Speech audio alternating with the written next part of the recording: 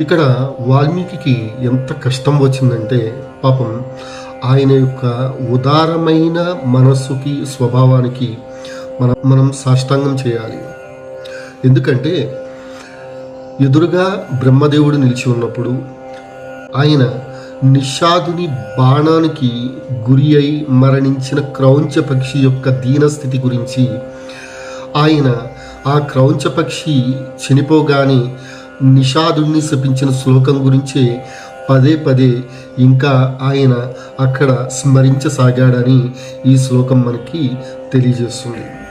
పాపాత్మనా కృతం కష్టం వైరగ్రహణ బుద్ధిన యస్తాదృశం చారురవం క్రౌంచం హన్యదా కారణాత్.